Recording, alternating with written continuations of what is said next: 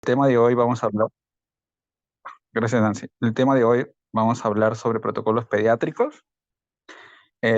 Nuestro colega, también tecnólogo médico, Darwin González, actualmente jefe de tecnólogos de la Clínica Internacional, con vasta experiencia en resonancia magnética y también en el ámbito de pacientes pediátricos, ¿no? Ya nos ha acompañado en otras oportunidades, así que también podemos contar con él en las siguientes clases también. Así que sin más preámbulos, Darwin, cuando gustes, puedes comenzar. El foro es todo tuyo. Hola Alberto, ¿me confirma si me escuchan por favor? ¿Alberto? Escucho con un poco de ruido de fondo. Ya me repito. ¿Ahora? Ahora sí, mucho mejor. Ya, listo. No podré poner la cámara. Listo. ¿Pueden ver las diapositivas? Sí, sí, está bien. Ok. Muy bien. Buenas noches con todos. Vamos a hacer una pequeña charla con respecto, como bien lo mencionó Alberto, de protocolos pediátricos en resonancia magnética. En esta ocasión, para no aburrirlos tampoco con el tema de resonancia magnética, cómo estructurar un protocolo pediátrico en resonancia magnética, en realidad son una serie de criterios que debemos conocer y aprender para estructurarlos correctamente, y esa estructura, ese protocolo que podamos armar para un paciente específico pueda llevar a la realización completa del estudio del paciente. Muchas veces, y esto es por distintos motivos o causas, los estudios de resonancia magnética pediátrica se desconocen hacia dónde nos vamos dirigidos a hacer el estudio. Por favor, apaguen sus audios porque me desconcentran. Hacia dónde vamos dirigidos los estudios a realizar. eh, y muchas veces el colega empieza a adquirir una serie de secuencias que no aportan un tipo de información, que conllevan finalmente a extender los tiempos de adquisición. Y en un niño, extender a un paciente pediátrico, extender los tiempos de adquisición, lamentablemente hace que los estudios sean frustros. Entonces, los protocolos de resonancia magnética pediátrica, ¿ok?, deben ser determinados por cada institución. Cada institución trabaja con un médico radiólogo especialista que va a informar este tipo de estudios, con el cual debemos coordinar previamente para saber cuáles son las secuencias, los ejes de corte que él necesite para evaluar tal estudio, ¿no? Esto, como les mencioné, ¿no? O sea, esto va a favorecer de alguna u otra manera a la institución y básicamente al paciente, porque nos va a permitir optimizar los tiempos de estudio, característica o que toda la institución busca y que todos nosotros también buscamos para hacer un estudio, ¿no? Más aún cuando tenemos al frente a pacientes pediátricos que necesitamos sí o sí realizar el estudio, como siempre habitualmente lo mencionamos, ¿no? El tener un protocolo ya establecido, estándar, ¿ok?, va a permitir que las exploraciones o los estudios sean muchas veces, evitemos la repetición de los estudios del paciente, o que el paciente pueda ser llevado a un procedimiento con sedación, ¿no?, que es lo que evitamos siempre, y que todas las guías de atención o en resonancia magnética pediátrica, perdón, lo señalan, ¿no? Entonces, nosotros ya tenemos enclaustrados en el chip tres cosas para valorar una calidad de imagen en resonancia magnética, ¿no? El tiempo, el contraste, la resolución, que habitualmente siempre nos han mencionado en cualquier artículo de resonancia, en cualquier, desde la universidad, que siempre nos dicen, ¿sabes qué? Busca tu mejor calidad de imagen, ¿no? Pero en niños, estos tres parámetros no van a cambiar. Lo que sí va a cambiar es el enfoque que se le va a dar a cada uno de ellos, porque el tiempo va a estar relacionado básicamente con la técnica de adquisición con el cual yo voy a realizar mi estudio. Cuando digo técnica de adquisición, me refiero básicamente bajo qué condiciones voy a realizar el estudio yo al paciente.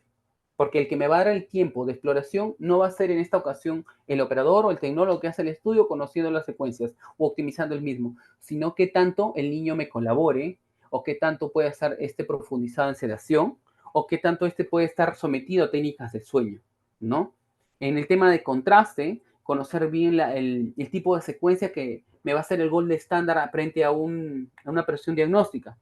Yo puedo tener un protocolo, 6 o 7 secuencias, distintas orientaciones de corte. Sin embargo, siempre va a ser una o dos las más importantes que me van a dar el diagnóstico o la información necesaria. El resto va a ser para complementar. Y es ahí, según mi criterio, que yo debería optimizar las secuencias.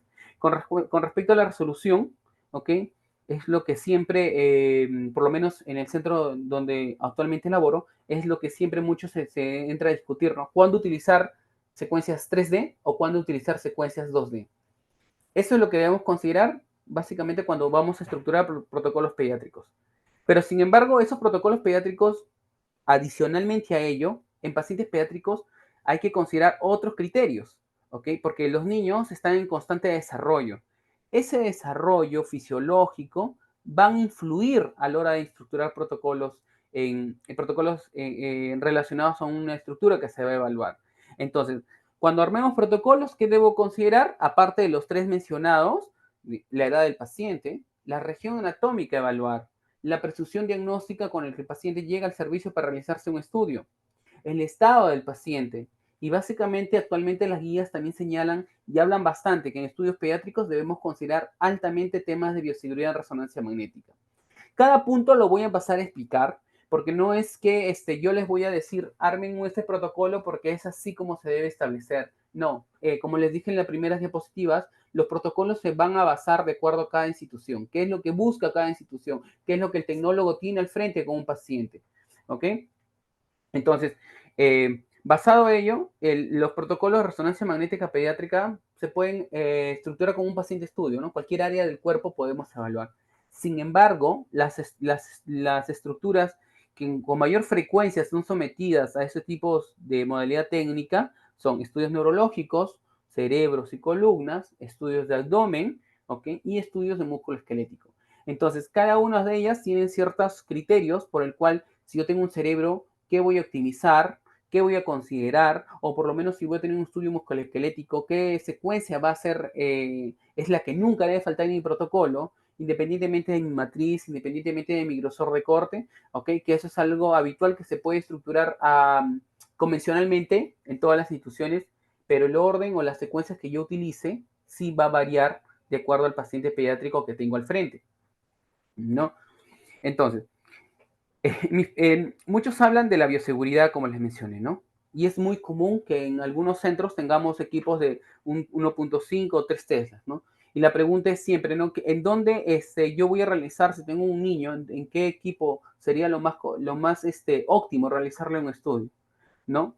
En aras de calidad de imagen, de resolución de contraste, muchos colegas me dirían, no, yo le voy a realizar el estudio en 3 Teslas, ¿no? Y estaría bien también esa parte considerarla. Efectivamente, el colega no es que esté equivocado. Sin embargo, sería importante valorar qué nos resta el equipo de 3 telas a la hora de estructurar un protocolo en ese campo magnético. ¿Qué tendríamos si son niños y no colabora? Los artefactos. Si ya de por sí en los equipos 3 telas la presencia de artefactos es 4 veces mayor, imagínense con un niño que no colabora aunque está en constante movimiento, ¿no? Independientemente que si no esté en sedación. Porque si estuvieran bajo efectos de la sedación, también tenemos que ver si está en adecuada inducción, sometido a una adecuada inducción de la sedación, porque hay algunos pacientes o algunos anestesiólogos que no suelen poner los tubos de mayo y el paciente suele roncar y suele haber movimientos involuntarios que afectan finalmente al estudio de resonancia magnética.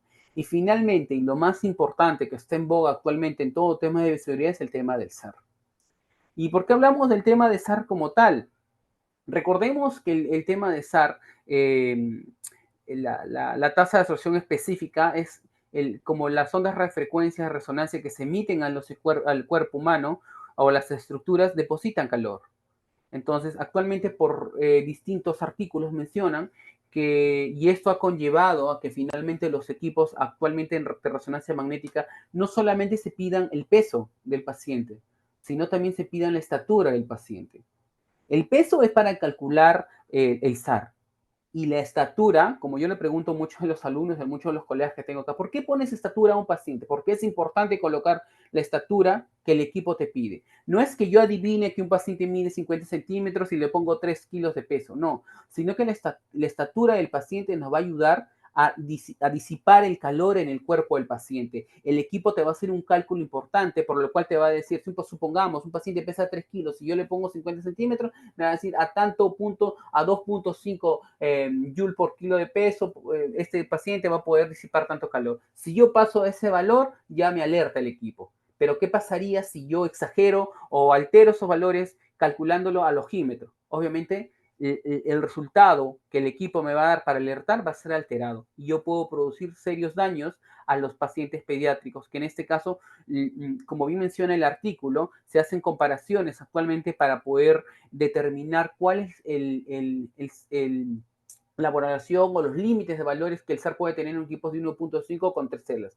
Actualmente no existe un estudio tan específico. Lo que se hace a través de simulaciones en donde se puede proyectar las zonas más sensibles de los pacientes pediátricos cuando son sometidos a equipos de 3 telas. Ellos son el cuello, las áreas axilares, las áreas del torso, que son las áreas donde posiblemente, y menciono bien la palabra posible porque son simulaciones que se realizan, posiblemente podrían tener algún tipo de accidente de quemadura con los pacientes pediátricos. Por eso en muchos de los casos se solicita que los pacientes no sean abrigados con muchas mantas, como suelen pasar cuando son pacientes recién nacidos o cuando son pacientes con sedación, ¿no?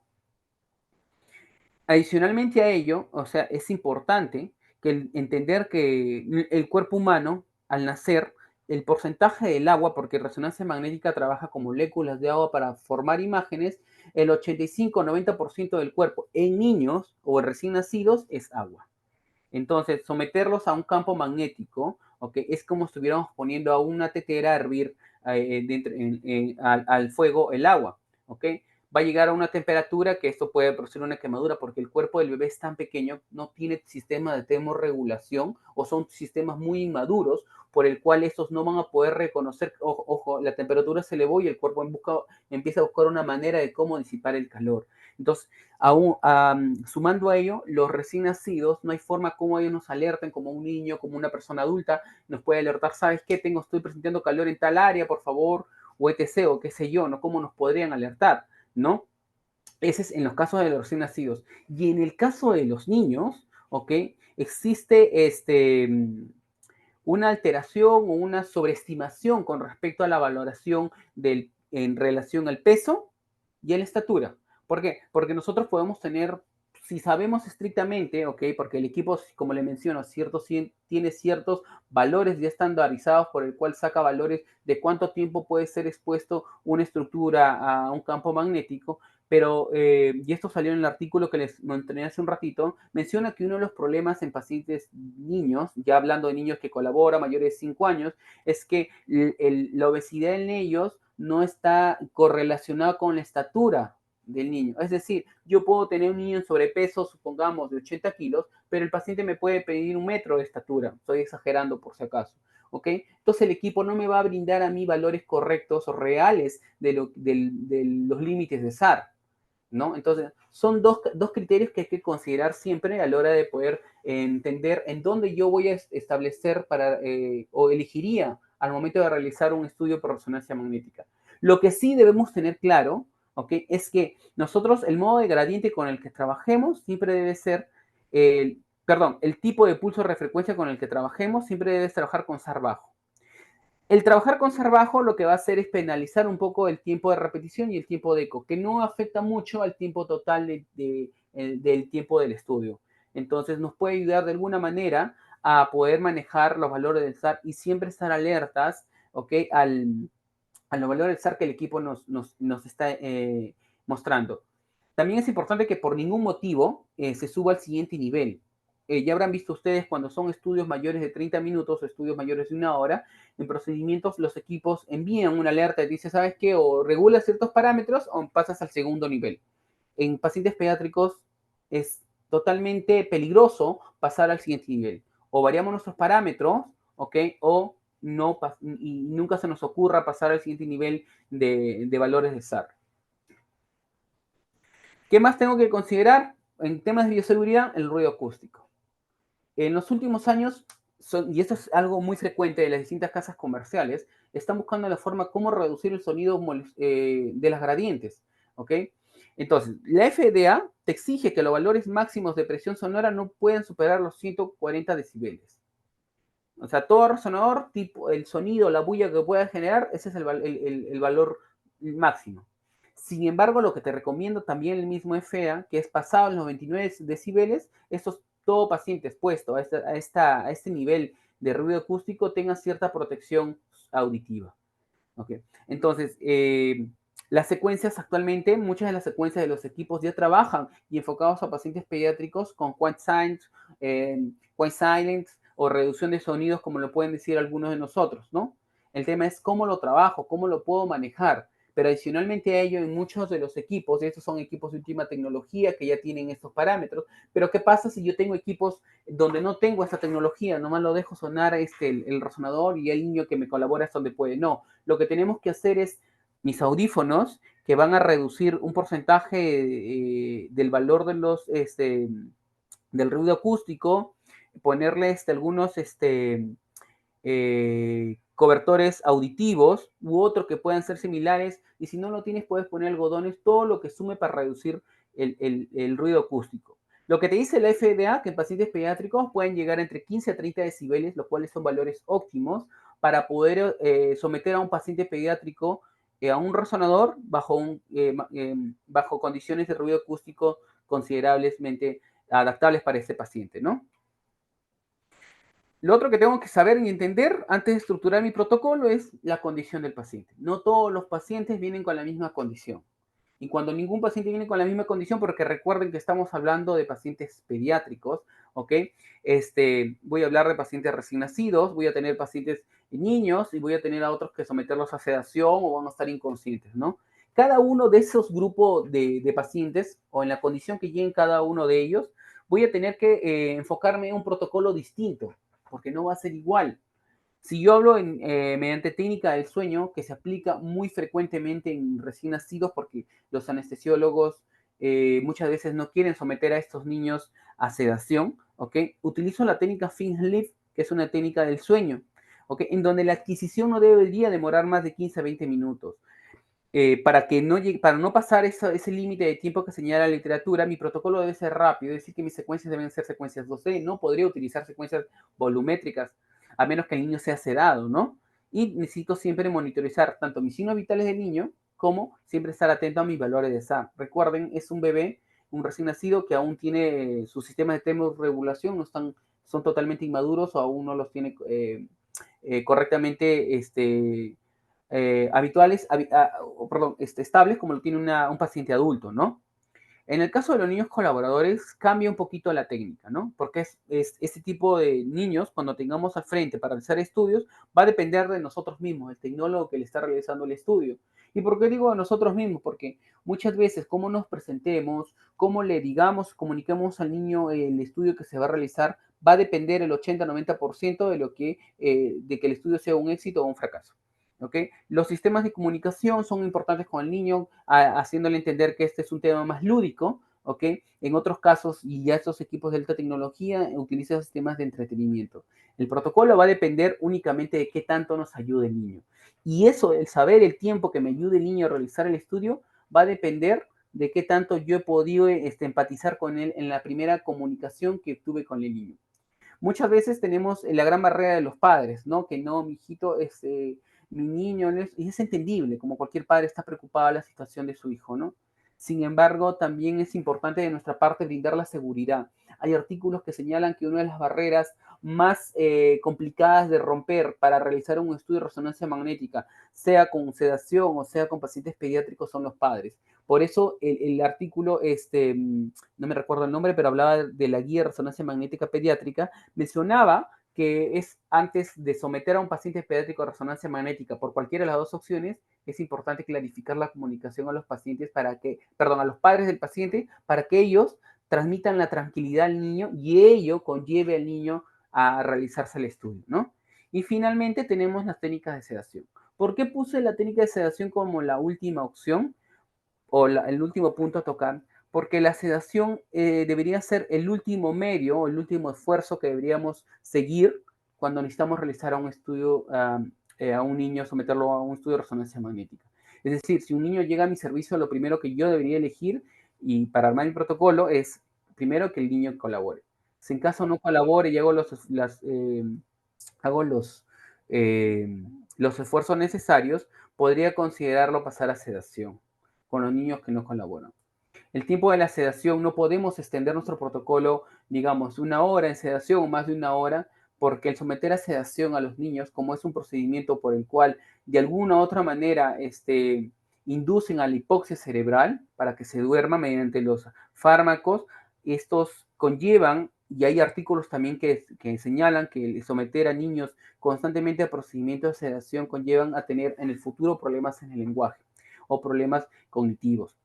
Entonces, yo siempre me preguntaba anteriormente como experiencia personal antes, por qué los anestesiólogos se negaban a sedar a los niños, ¿no? Hasta que pude entender este fundamento que realmente es importante entenderlo, ¿no? Entonces, la sedación debe ser la última opción que debemos considerar cuando tengamos pacientes pediátricos, ¿no? Y también estar muy alerta con el peso y talla del paciente para poder tener valores de estar. Recuerden que el niño va a estar dormido, al igual que un recién nacido, ¿no? Si bien en el recién nacido vamos a tener problemas con la regulación de la temperatura, en el caso de los pacientes sedados o niños, por estar dormidos nos van a indicar alguna molestia que pueda presentar durante el estudio. Y también estar atento a ciertas secuencias que pueden ser influidas por la sedación que nos pueden dar un falso positivo, como son las secuencias FLAIR, que son artefactos que no los vemos habitualmente o no le hemos prestado mucha atención, ¿no? Pero sin embargo que la literatura sí te lo describe, ¿no? Por ejemplo, la secuencia que es más afectada en este sentido son las secuencias FLAIR. Quizás nosotros habitualmente, si los vemos, estas dos secuencias pueden ser iguales, ¿no? Secuencia FLAIR sin sedación y secuencia FLAIR con sedación. Ustedes me dirán, esto es igual, no te encuentro diferencia. Sí.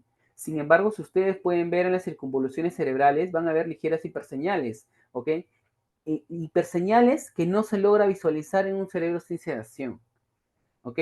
Y es más, cuando se profundiza más tiempo a un paciente mediante fármacos más fuertes, entendía yo en ese momento, que me explicó un anestesiólogo, se produce mayor hipoxia cerebral. Entonces, al haber mayor hipoxia cerebral, el cerebro fisiológicamente de alguna manera trata de contrarrestar ello. ¿Qué hace? Aumenta el flujo sanguíneo cerebral. Y al aumentar el flujo sanguíneo cerebral, se observan estas imágenes de hiperseñal alrededor de las circunvoluciones, alrededor de las capas meningias. Entonces, por eso es que lo vemos nosotros. Si por ahí alguien desconoce este fenómeno producto de la sedación, podría informarle como un proceso meningio, un proceso infeccioso a nivel de cierto lóbulo cerebral, ¿no? Entonces, por eso es la recomendación conocer y saber qué es lo que estamos haciendo cuando tratamos de pacientes pediátricos y es más, cuando estructuramos pacientes, el protocolo que queremos seguir.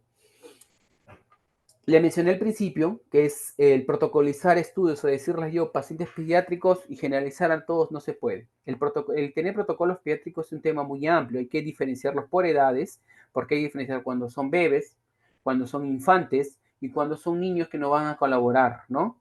Entonces los bebés generalmente lo estamos considerando a la literatura para no tener mucho diferencia en los protocolos, porque la literatura te dice recién nacido, bebés, recién nacido lo considera hasta 3 meses, bebé lo considera hasta de 3 meses a 1 año, infante lo considera de 1 año, 2 años hacia los 5 años, y de ahí hacia adelante, aproximadamente a los 10 años, lo considera un niño que ya tiene prácticamente la morfología y la fisiología como un cerebro o una estructura anatómica de un adulto, ¿no?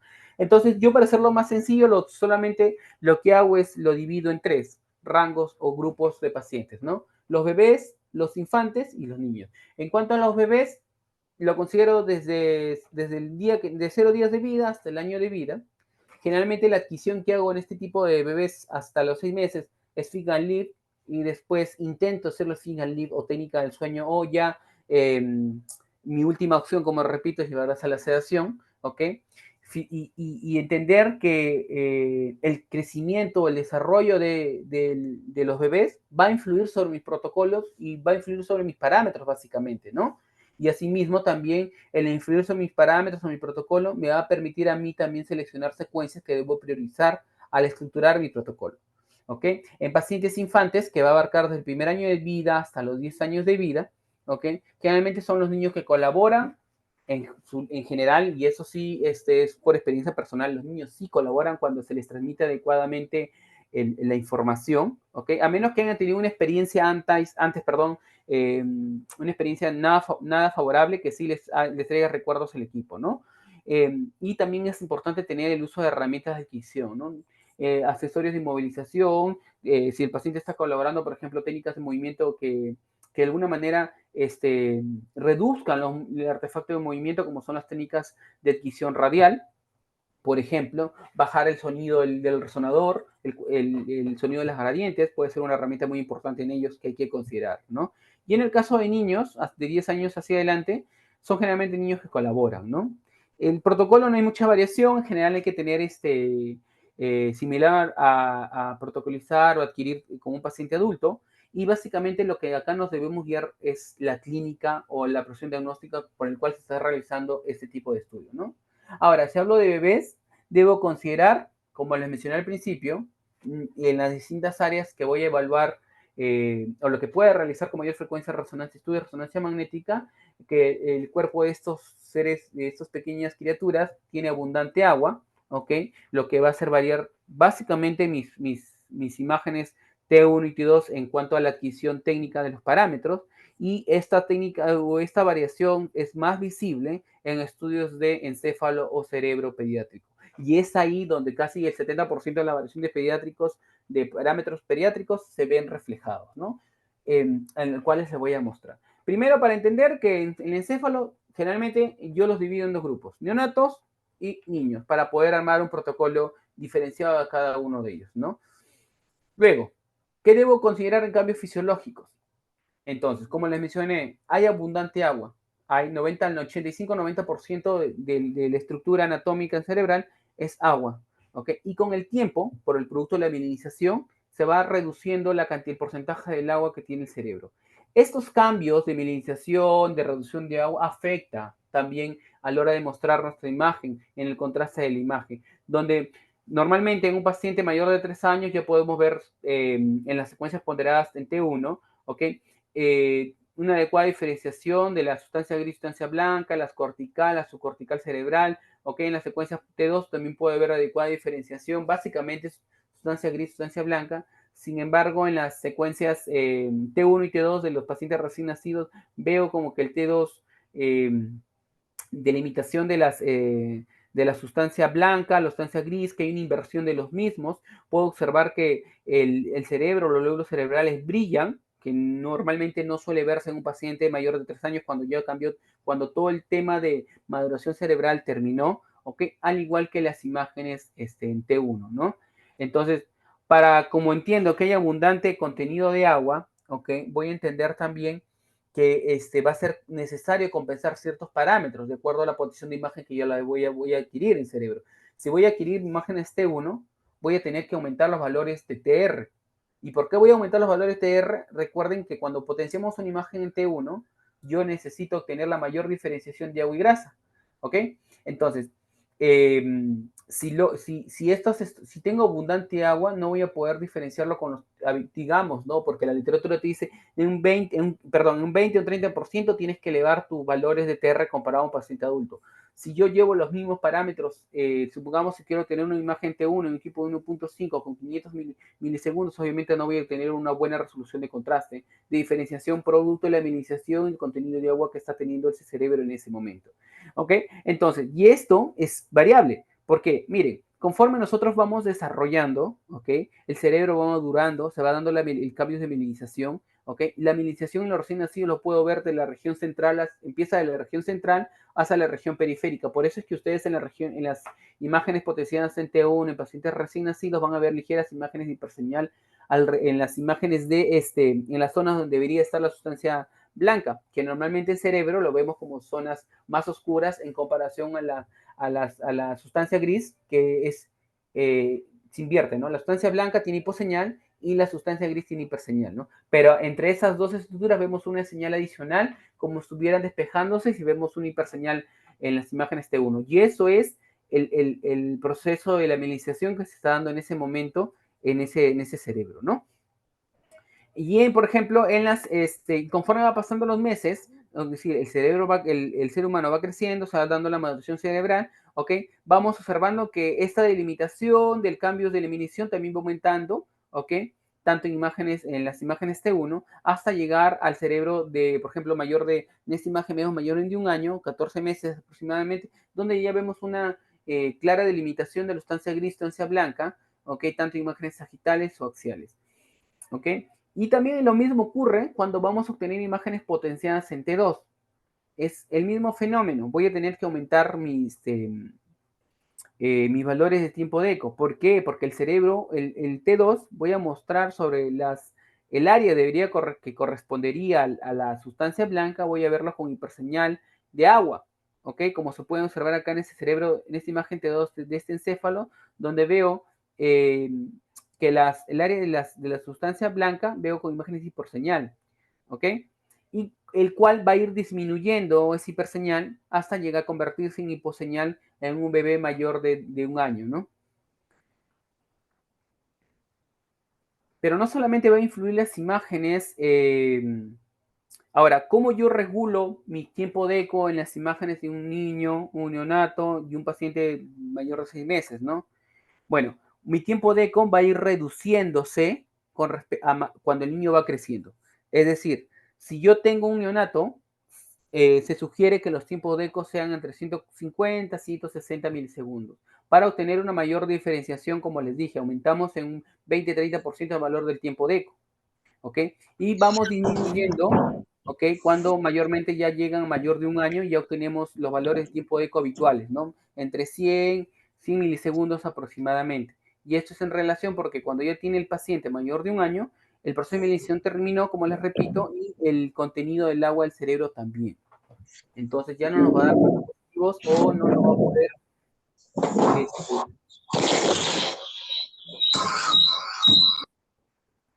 gracias, o ya no nos va a influir en cuanto al contraste que la imagen nos pueda brindar en cuanto a la adquisición de las imágenes C2. Otro cambio fisiológico importante que afecta a las secuencias son la adquisición de las imágenes en FLAIR.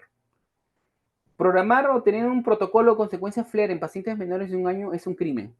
Un crimen, ¿y por qué le digo que es un crimen? Porque no aporta ningún tipo de información. ¿Y por qué no aporta ningún tipo de información? ¿Cuál es el objetivo de la secuencia FLAIR? Anular el agua, las señales de agua del cerebro. ¿Ok? Las anula. Entonces, recordemos que el cerebro recién nacido tiene agua, entonces no los va a anular completamente y estas van a producir falsos positivos. Tanto es así que se pueden ser muy similares con una imagen T1. Entonces, ¿cuál valoraría yo a la hora de protocolizar? Obviamente la imagen T1, porque me va a brindar mayor información en una secuencia FLAIR. ¿Ok? Entonces, en un recién nacido, protocolizar a la secuencia FLAIR no aporta ningún tipo de información, al contrario, te puede conllevar a llevar un falso positivo, a aumentar la duración del protocolo como tal, si necesitamos es optimizarlo, ¿no? Entonces, ¿cuándo yo utilizaría una secuencia FLAIR para dejar claro? Generalmente cuando ya se culmina el proceso de minimización. Y la literatura te comenta que esto es mayor al año. Entonces, a la secuencia FLAIR se le va a conocer como una secuencia que va a adquirir un patrón trifásico en relación al contraste que esta va a mostrar durante el desarrollo cerebral. Si bien es cierto, durante la etapa del neonato no se va a poder diferenciar casi nada, va a ser muy similar a una secuencia T1, ¿ok? A partir de los 6 meses se va a poder visualizar ya como se reduce la cantidad de agua, se reduce la información, el proceso de la minimización, vamos a poder obtener una buena diferenciación sustancia gris y sustancia blanca, pero como lo utilizó un colega chileno, utiliza esta propiedad o claro, propiedad de resonante de contraste que nos da la secuencia a los 6 meses para valorar patologías de migración neuronal, porque te permite muy bien valorarlas. Pero no va a aportar la información por el cual una secuencia FLAIR te aporta en un paciente adulto, ¿no? Que te va a mostrar el líquido patológico.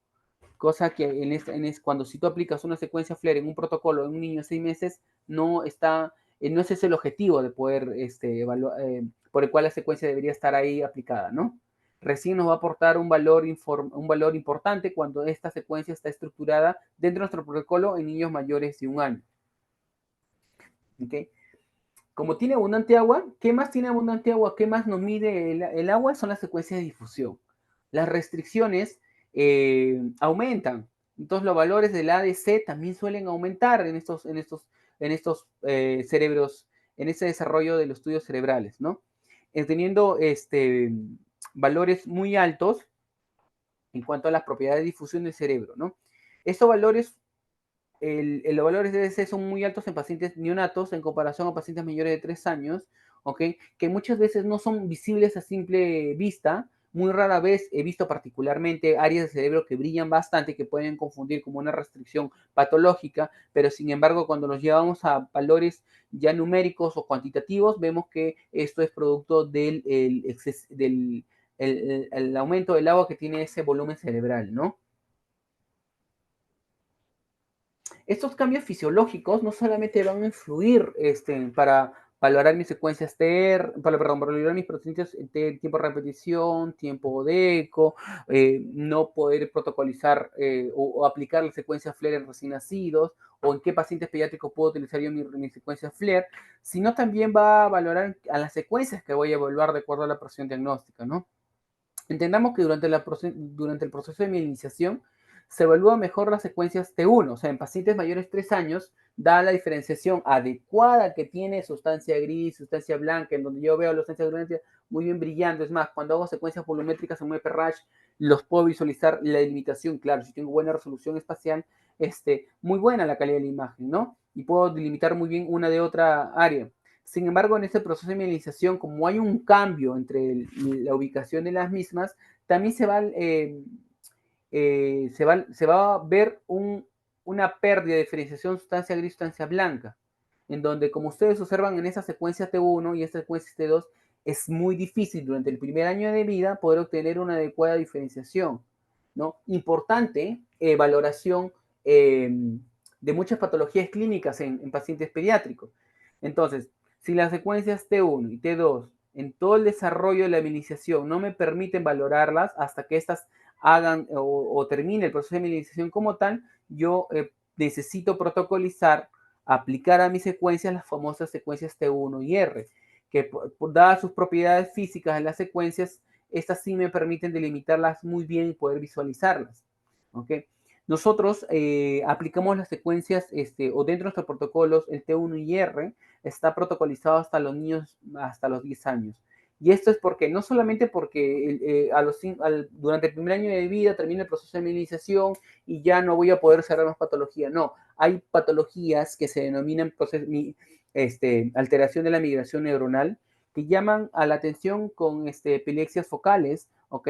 O cefaleas constantes, ¿ok? Que es parte de este trastorno en el cual no hubo un cambio adecuado, una ubicación adecuada del intercambio que se da en la sustancia blanca y sustancia gris. Adicionalmente a ello, también se dan los fenómenos de la polimicrogiria, ¿no? En donde encontramos zonas de pequeñas circunvoluciones de la sustancia gris que se ponen así como eh, grosores aumentados a nivel de las circunvoluciones que pueden conllevar a ciertas limitaciones cognitivas del paciente, inclusive sensoriales, ¿no? Algunos de ellos llegan hasta convulsionar. Muchas veces el cerebro lo encontramos morfológicamente normal, ¿ok? Y sin embargo, algunas veces en algunos protocolos que ha pasado, evitamos enviar las secuencias T1 y R y vemos que cuando dejamos de ver esta secuencia, si le aplicamos nuestro protocolo, en niños de 12 años vemos pequeños, en la sustancia gris, perdón, en la sustancia blanca, pequeños focos de materia gris, que es la razón por la cual los niños llegan a convulsionar muchas veces, ¿no? También afecta los cambios fisiológicos con respecto a los temas de espectroscopía, ¿no? Recuerdo, como les mencioné, los metabolitos también empiezan a desarrollarse una vez que nacidos. Hay metabolitos como el N-acetilfosfato, en el cual el cual nos va a marcar la conexión de los axones, de los dendritas, y esta va a estar más relacionada con un tema más de el tema sensorial, el tema de la colina que hace reproducción celular, el tema lipídico que va a relacionarse más con temas de procesos infecciosos por la membrana lipídica de las neuronas. Todo esto, ¿ok? Es alterado y mostrado en una espectroscopía. Nos va a mostrar casi los mismos metabolitos que un adulto. Sin embargo, ¿ok? Sin embargo, estos metabolitos se van a ver alterados en orden o en porcentajes. No, el examen Cuando, lo vamos a usar en la computadora. ¿Por qué estamos escuchando eso? Al final por favor, sus audios. Estos metabolitos se van a ver alterados durante los primeros años de vida. Si estamos hablando de un cerebro de un bebé o un recién nacido, ¿okay? Vamos a tener que las células están reproduciéndose constantemente. Si hay abundante reproducción celular, ¿okay? Va a haber mayor aumento del pico de la colina.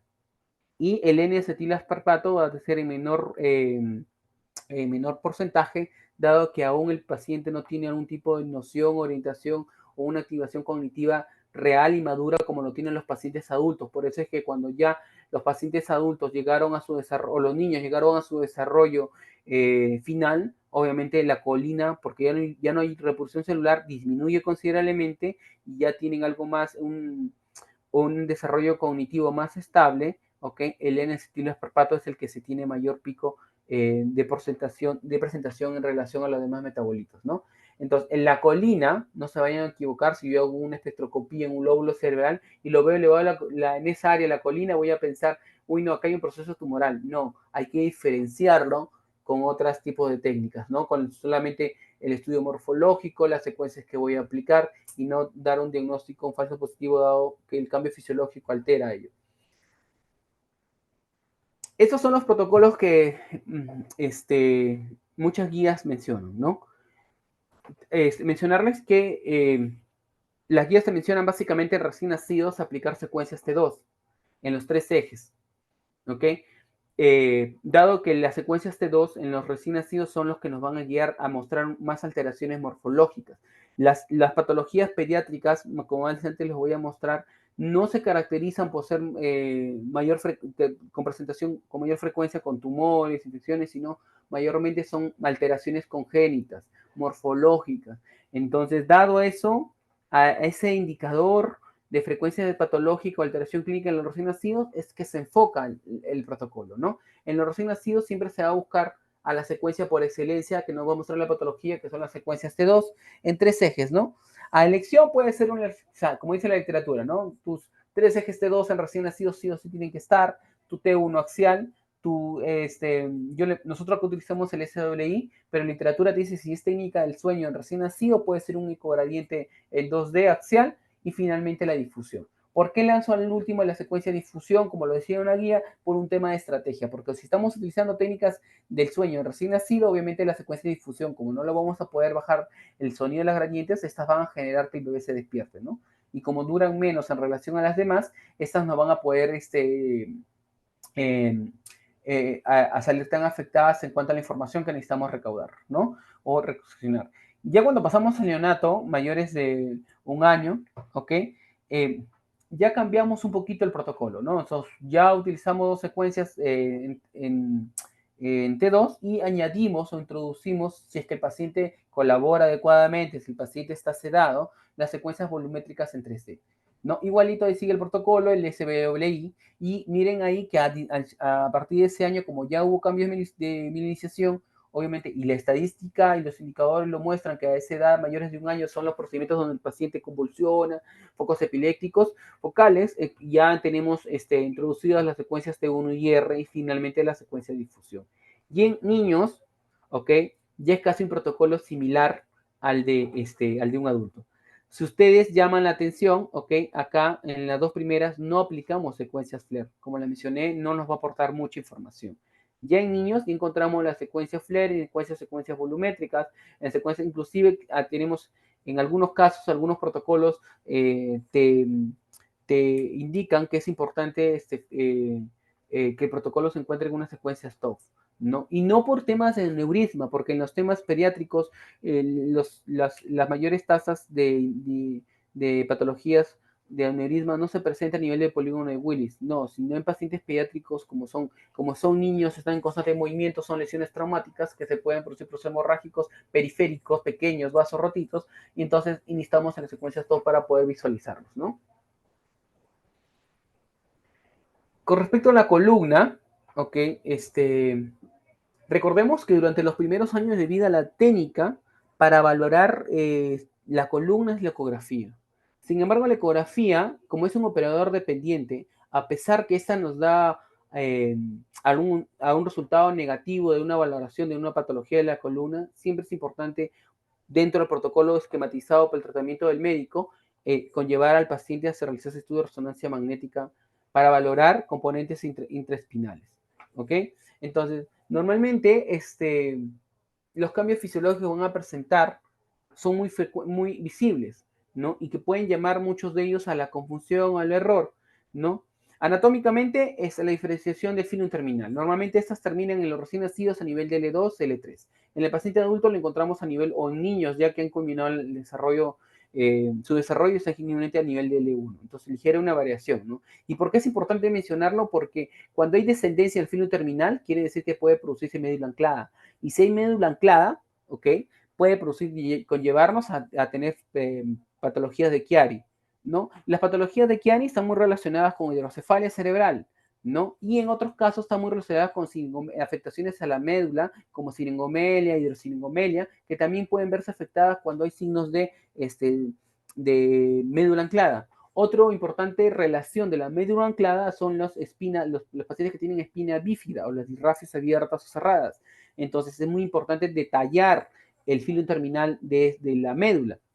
Otra importante valoración que tenemos también es la lordosis, pero eso sí es algo más anatómico. En los recién nacidos no encontramos la lordosis habitual que encontramos en un niño completo su desarrollo. ¿Okay? También van a mostrar en imágenes T1, ¿okay? Los cuerpos vertebrales. Muestran una intensidad marcadamente baja en relación a los cuerpos vertebrales de un niño ya que cumplió su desarrollo. Incluso alguna literatura te menciona que se pueden confundir con discos intervertebrales, los cuerpos vertebrales, dado el hueso, la composición o la médula amarilla que estos tienen, abundante en la médula amarilla, que luego se va a convertir en médula roja en pacientes ya que han culminado su desarrollo, ¿no? Los agujeros neurales, es decir, los espacios que tenemos acá intrarraquídeos, aumentan también de tamaño. Cosa muy distinta en comparación a los pacientes ya que culminó su desarrollo, que es normalmente mayor a los 2 años, donde ya encontramos curvaturas fisiológicas muy similares a los adultos. Encontramos las vértebras han adoptado su forma regular con la cual conocemos, ¿ok? Los espacios discales se diferencian muy bien de los cuerpos vertebrales, ¿ok? Y los agujeros neurales también comienzan a tomar una apariencia adulta, es decir, su tamaño habitual, ¿ok? Entonces, las patologías o cómo yo voy a proyectar o cómo voy a protocolizar, porque no es muy frecuente un estudio de columna menos que tenga un proceso tumoral cerebral. Entonces, como los procesos tumorales cerebrales son, generalmente en los niños son muy agresivos, suelen ser rápidamente metástasis a columna, ¿ok? A menos que sea una malformación congénita, como les mencioné en la médula anclada, ¿ok? Que sí involucraría tener más detalle de lo que es más las estructuras anatómicas que están alrededor de ella. Pero, ¿qué necesito yo para tener ese tipo de estudio? Básicamente, como ya se hace, no solamente se hace una valoración de la región específica, sino tengo que hacer una valoración de toda la médula espinal por la patología o la presentación clínica mencionada anteriormente por mi persona. Entonces, hago unas secuencias T2 de toda la columna pediátrica, hago unas secuencias T1 sagital de la región específica que voy a evaluar y un T2 axial, así como un T1 axial. ¿Por qué les menciono? ¿Por qué un T1 axial? Hay patologías genéricas o hay presentaciones clínicas donde el reemplazo de médulas es con reemplazo lipídico. Entonces es importante mencionar que las secuencias T1 nos puede diferenciarlo, nos pueden brindar una información importante en correlación con las secuencias T2. Adicionalmente hay que entender que la planificación de los cortes axiales no se da en relación como un adulto. En un adulto, ¿qué planificamos? A nivel de los discos intervertebrales, que estos sigan a nivel del agujero de conjunción, a nivel de la emergencia de los nervios raquídeos, que es donde generalmente se da el mayor porcentaje de patología discal, ¿no? Entonces, en pacientes pediátricos no es así, es totalmente perpendicular al cuerpo vertebral y donde está la lesión que necesito evaluar. Adicionalmente, puedo programar secuencias, el protocolo te señala secuencias STIR sagitales, axiales STIR, pero esas son complementarias. Y si son lesiones tumorales, generalmente, como les menciono, por extensión metastásicas, sí requiero secuencias pre y post contraste T1 fasado. Ahora último, hace unos par de meses atrás, leí unos artículos de pediátricos en columna en donde mencionaban la importancia, la relevancia que tenían las secuencias Dixon.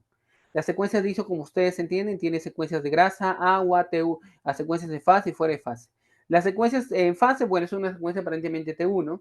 Las secuencias en grasa es la que nos importa a nosotros, porque al anular la señal de grasa vamos a poder ver en los cuerpos vertebrales ciertas señales con hiposeñal, ¿no? Y básicamente esta secuencia es muy útil en pacientes que tienen leucemia, control por leucemia, porque vamos a ver los cambios de la médula amarilla al médula roja y cómo estos infiltran en los cuerpos vertebrales. Va a ser fácilmente diferenciado. Entonces, la secuencia Dixon está muy recomendada en pacientes por controles por casos de leucemia, ¿no? Finalmente, en los protocolos pediátricos, cuando nos relacionamos abdomen, ¿qué debo considerar? Nosotros sabemos que es muy importante para la valoración del abdomen en pacientes adultos, ¿okay? Que el niño esté quieto y que siga las indicaciones. ¿Okay? Porque si no logramos eso, ¿okay? El estudio no nos va a ayudar. ¿Y cuáles son las tres formas que yo puedo hacer que un niño que las imágenes tengan buena calidad dentro de mi protocolo? Puedo hacer un protocolo con trigger respiratorio, puedo hacer con un eco navegador o puedo hacerlo con breath hold siempre y cuando el niño me colabore. ¿Okay? El primero generalmente se aplica con pacientes recién nacidos, el segundo con pacientes que son sedados, ¿okay? O que no colaboran mucho, y finalmente el otro breath hold con pacientes que colaboran. En los tres casos, ¿ok?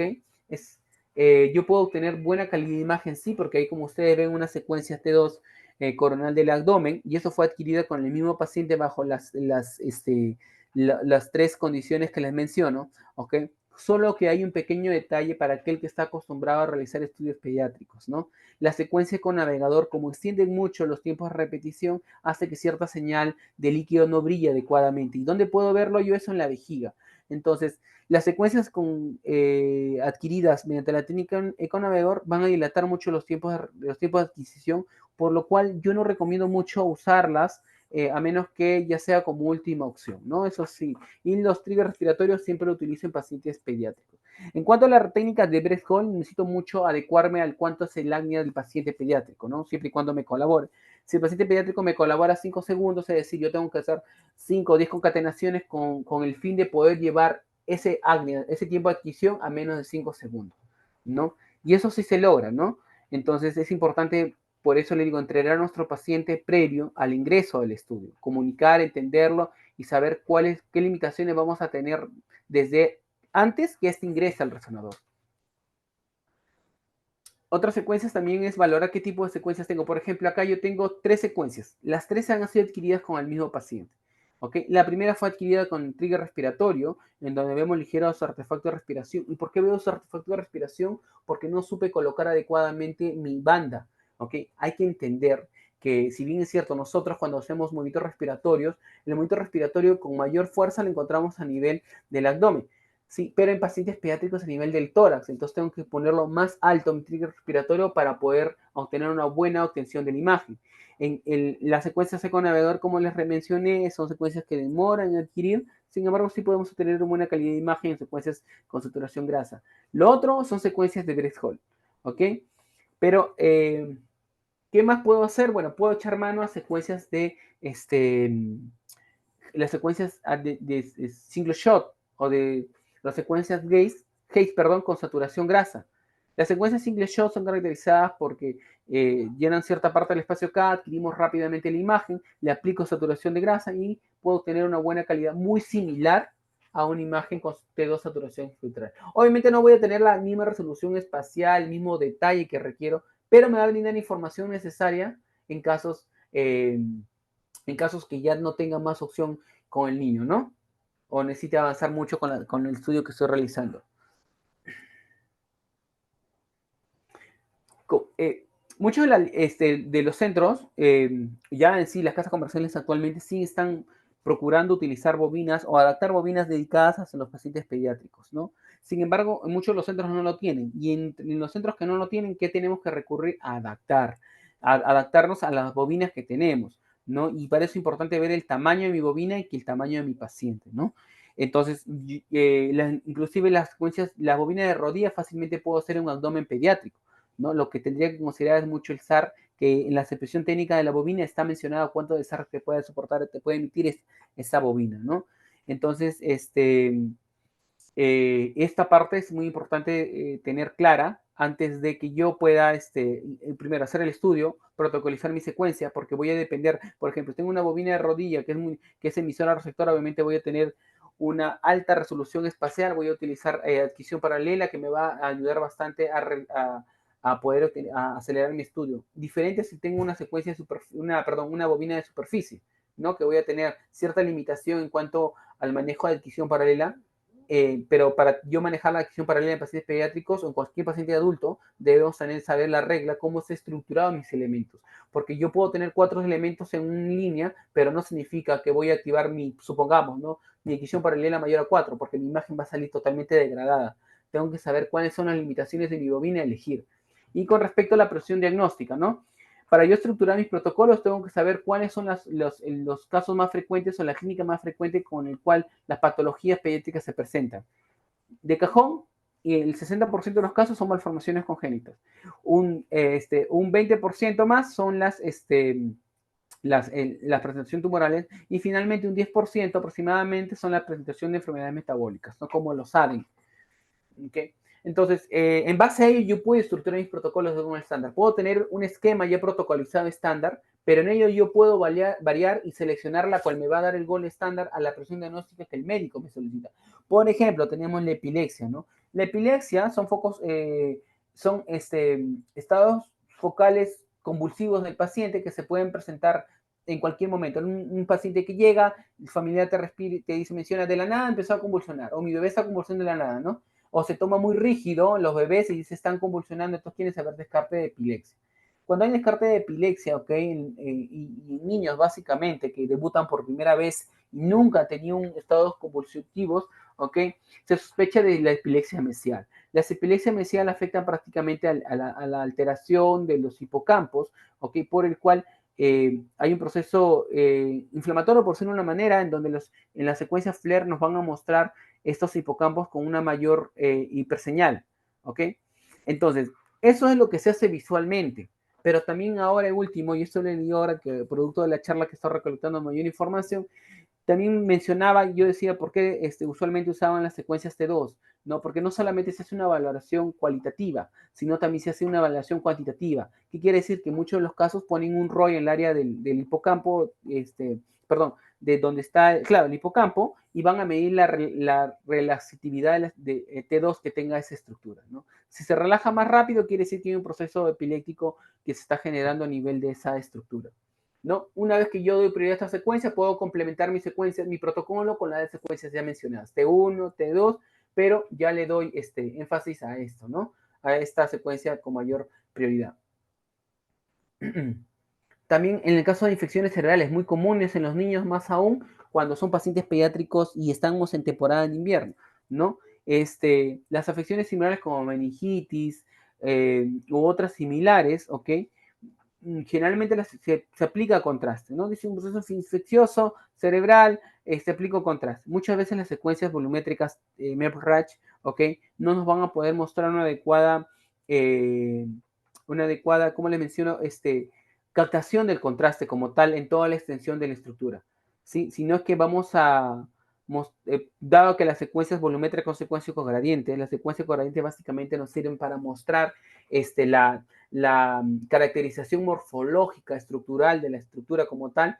La que nos podría ayudar más si queremos ver valoración de contraste serían unas secuencias volumétricas T1 Space, ¿okay? Que prácticamente son secuencias spin echo en volumen, edición volumétricas que sí nos permiten valorar muy bien adecuadamente la captación del contraste. Pero sin embargo, si no tengo a eso, me puede apoyar lo siguiente. Puedo hacer, si yo necesito valorar un proceso infeccioso cerebral, puedo añadirla a mi protocolo post-contraste T1, añadir un FLAIR post-contraste o una secuencia T1 con contraste, interferencia, magnización. En los casos de meningitis cerebral, por ejemplo, ¿no? El FLAIR post-contraste me va a ayudar perfectamente a diferenciar las zonas donde está produciendo un proceso infeccioso porque el contraste suele adherirse a esas áreas, ¿no?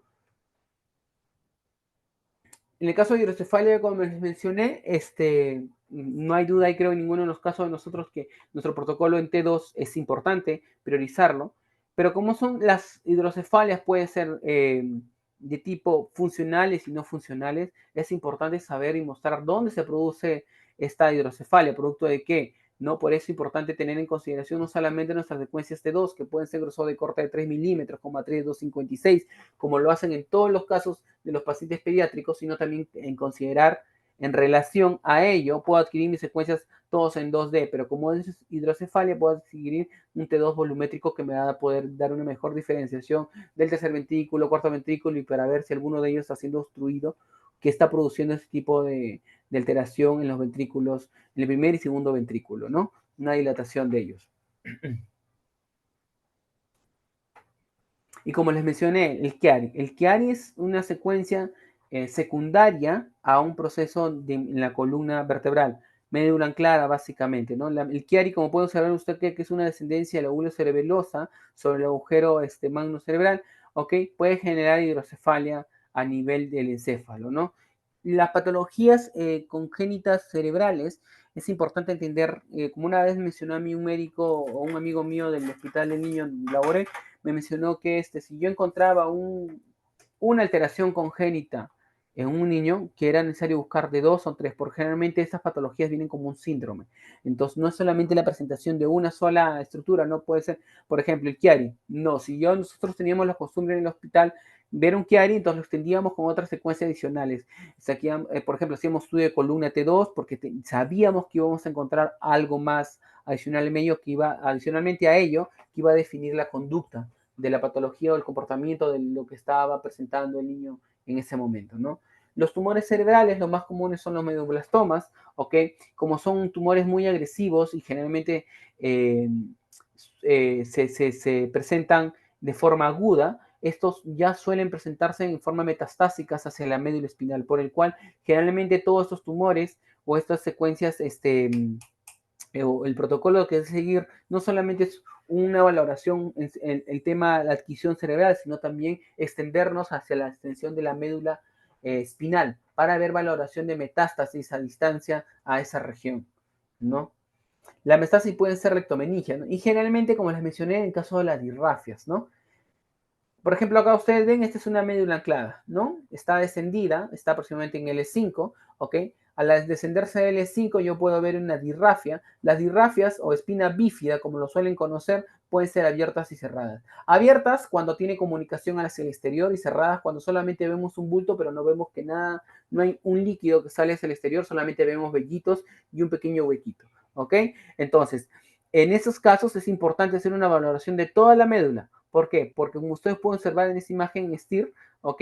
Pueden ver a nivel intramedular una ligera señal de hiperseñal lineal que nos hace pensar que hay una una siringomelia, hidromeningocele, perdón, ¿ok? Y finalmente las secuencias T1. Lo que nunca debe faltar cuando vamos a protocolizar secuencias, una secuencia de columna vertebral en pacientes pediátricos, son las secuencias T1 y T2. Porque como les digo, a veces cuando hay síndromes medulares, ¿ok? Hay reemplazo de las mismas que están con ese reemplazo de forma lipídico. Y adicionalmente a ello, si hubiera acá por ejemplo, este protocolo es imágenes axiales a nivel de la plácoda. ¿Cuál es la plácoda? Es esta imagen de hiposeñal que se ve a nivel del conducto que sale hacia el exterior. ¿Por qué es importante estudiar la plácoda? Porque cuando hacen procedimientos quirúrgicos hay que evaluar la plácoda si la plácoda tiene raíces nerviosas, está contenido lipídico o tiene parte de médula. Entonces ello le va a ser un guía al cirujano cuando quiera operar y pueda seguir un plan de tratamiento quirúrgico adecuado para el paciente, ¿no?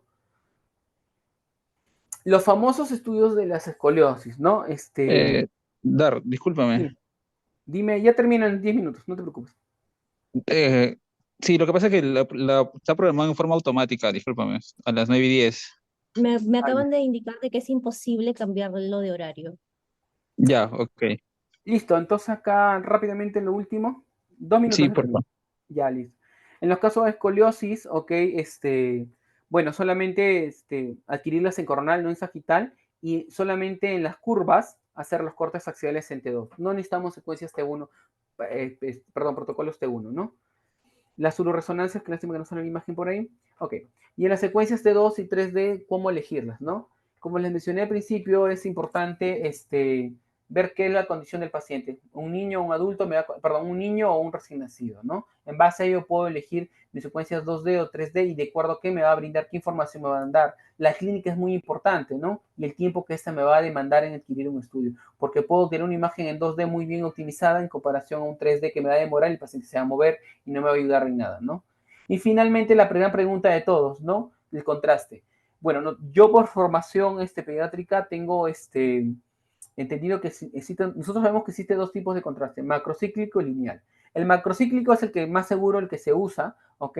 Pero hay que tener conocimiento que el contraste siempre debe ser muy limitado en el uso pediátrico. No podemos usar contraste en todos los casos que se observen a menos que tenemos clara la información, porque ese niño va a ser sometido a constante exposición imagenológica y constante probablemente aplicación de contraste. Es importante considerar la aplicación de estudios de creatinina previo al estudio de aplicación de contraste. Bueno, listo, eso era todo. Sorry por la demora. No, no te preocupes, joven, gracias. Gracias por la charla, gracias por el tiempo y por los grandes conocimientos para poder compartirnos. Si es que hubiese alguna pregunta, vamos a hacer la excepción. Yo te voy a hacer llegar las preguntas para que puedas Genial. poderlas contestar y yo les la hago llegar a los participantes. Muchas gracias, Darwin. Gracias, Un chao, hasta abrazo. luego. Por favor, para todos, por favor tengan abiertos plataforma, ya pueden actualizar la plataforma de su examen, su evaluación, para que puedan darlo el examen. En el link de asistencia, Juan Carlos, no hay problema con el examen, vamos a dar el link, la asistencia, no hay ningún problema. Igual lo va a ir pasando en transcurso ahorita Nancy, pero igual nos podemos guiar también con la evaluación. Así que por favor, todos, para que puedan realizar su evaluación.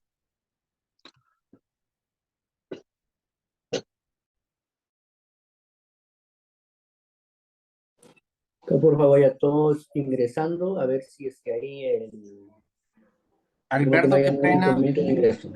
qué pena los interrumpo. ¿En qué parte está el examen? Que es la primera vez que lo voy a hacer. Ok, ahí Juan Camilo, ni bien ingresas, hay una parte que dice calendario. En calendario pones la fecha de hoy y sale la de tomografía. Le das clic y ahí dice, en la parte donde dice evaluación o brindar el examen, ahí lo puedes aperturar. De preferencia en una laptop o una PC, ¿no? Perfecto. Ya voy a revisar. Gracias. Gracias.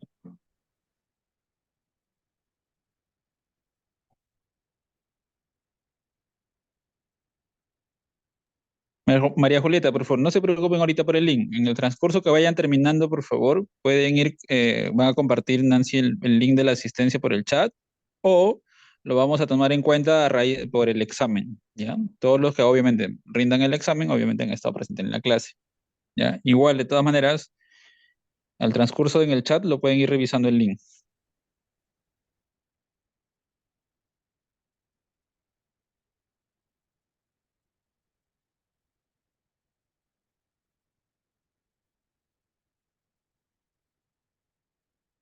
Alberto, qué pena contigo, pero no me da. Estoy en calendario y en el calendario me aparece, se abre tomografía y se cierra tomografía, nada más.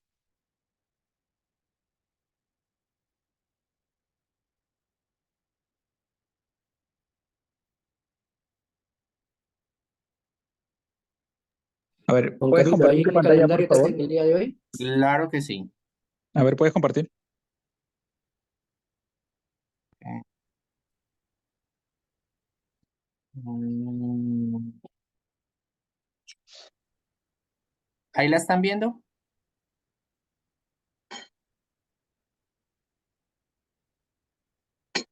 Ok, hagamos lo siguiente. Mira, donde dice plan de capacitación, a la izquierda, dale ahí, por favor, a la izquierda. Se me perdió, se me perdió. Abajo, abajo, abajo. Acá. De ahí. Ya, vete al final, al final. Vete todo hasta el final. Ya, sube, sube. Tomografía, dale clic a tomografía.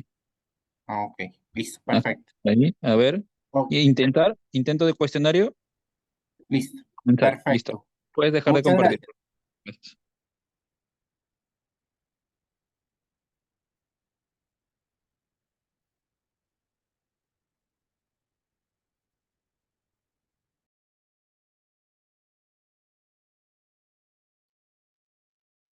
Ok, entiendo que por el silencio todos están rindiendo el examen. Cualquier consulta, estamos aquí, junto con Vlad.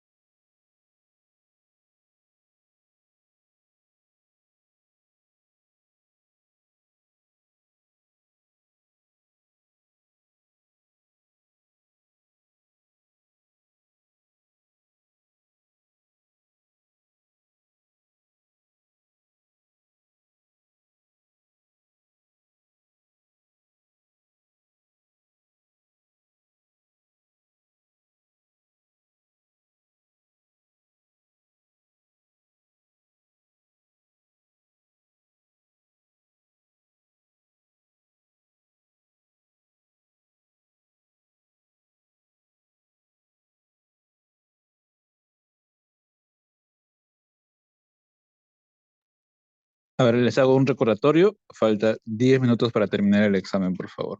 ¿Ya? Y les hago un recordatorio.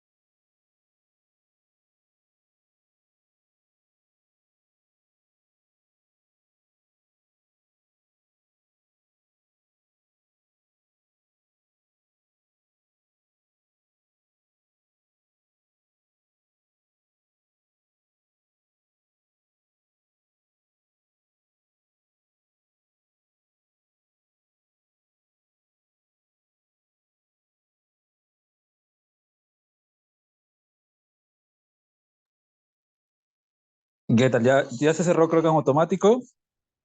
No hay ningún problema, por favor.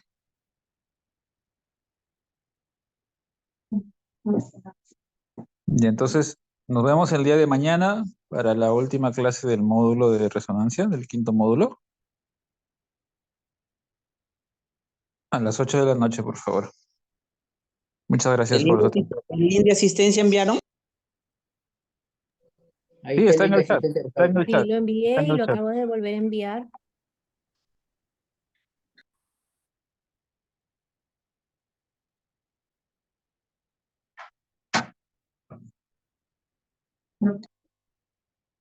Ya.